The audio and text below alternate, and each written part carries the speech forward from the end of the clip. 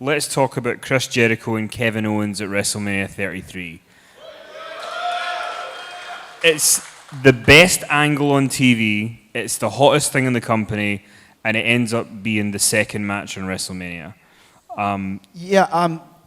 I was told by Vince himself, because we had started this program in the summer, and I remember we got to about October, and I said, we could take this to Mania. And it, in my opinion, was the best story of that Mania season.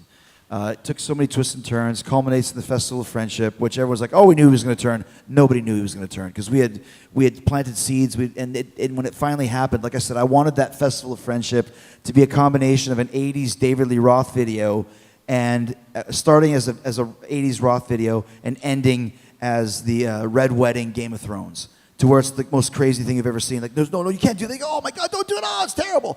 And that's what we did. So when the betrayal finally happened, we had it. And Vince told me, or Vince wants to talk to you, that the idea is the main event of WrestleMania is going to be Jericho versus Kevin Owens for the world title, and Jericho wins the world title at WrestleMania.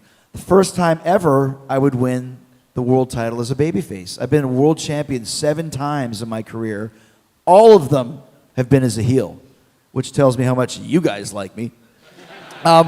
So that was what I was told, and I was like, this is really cool, but wrestling is wrestling, and things change. And the next week, there was a Goldberg segment and a Brock segment, and suddenly it's for the title, and there's this and the other thing, and I was like, well, I guess that idea went out the window, and I didn't even go bother asking Vince, because he doesn't owe me an explanation. Like, hey, why'd you change your mind, Vince? Well, because he does, and that's what he felt that as a marquee match, Goldberg and Lesnar for the world title was a bigger money-making main event than Jericho versus Owens.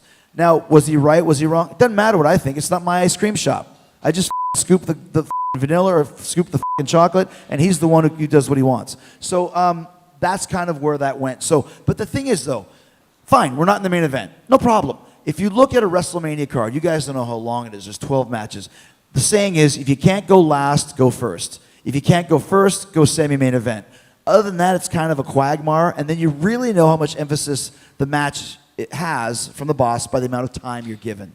So we were moved from the main event, World Championship match, to the second match of the show and given 15 minutes. And as soon as I heard that and saw that, I'm like, I'm done. There's nothing more I can do here. Same way I felt in WCW when I did the Goldberg program. I was like, this is over. People like this, and there's nothing coming of this. I'm done in WCW. I'm done in WWE, because it doesn't matter what I come up with.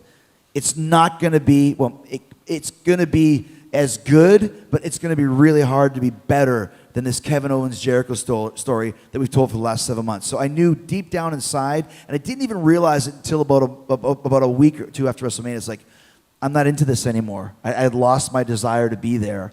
And when you lose your desire to be somewhere, the only solution is leave.